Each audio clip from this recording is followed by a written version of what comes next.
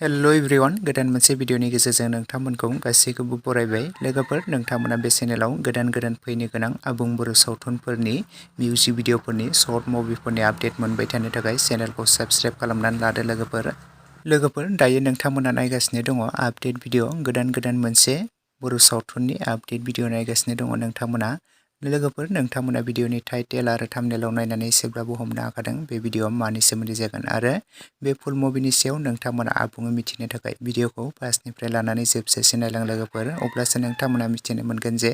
बे फुल मुभिखौ माब्ला नुनो मोनगोन। लोगोफोर जोर फिल्म प्रडाक्शन बेनारनिफ्राय मोनसे गोदान फुल मुभि जाय फुल मुभिनि टाइटेल आरो थाम्बनेलनि मुङानो जादों गुथाल। ओमफ्राय लोगोफोर बे गुथाल आबुं बर' सावथुनखौ नोंथांमोना आगोलाव बेनि ट्रेलार भिडिअखौ गोबाङानो नायखाबाय इउट्युबनि गेजेरजों ट्रेलार भिडिअखौ रिलिज खालामनानै होखाबाय आरो बे इउट्युबनि गेजेरजों बे गुथाल आबुं बर' सावथुनखौ रिलिज खालामसिगोन लोगोफोर बे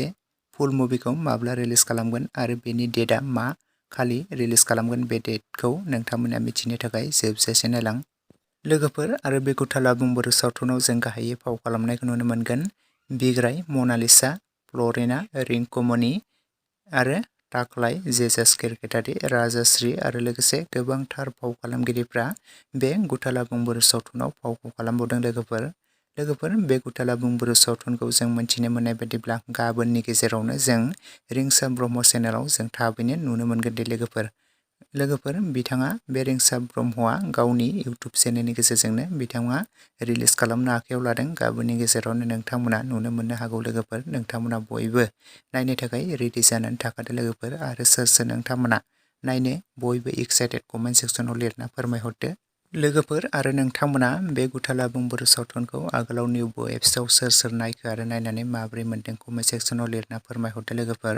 आरो जाय नायाखै कमेन्ट सेक्सनाव लिरना खोन्थाहरदो बेनि फुल मुभिखौ जों गाबोननि गेजेराव नुनो मोननो हागौ पार्ट बाय पार्ट बिथाङा रिलिज खालामनानै होनो हागौ लोगोफोर नोंथांमोना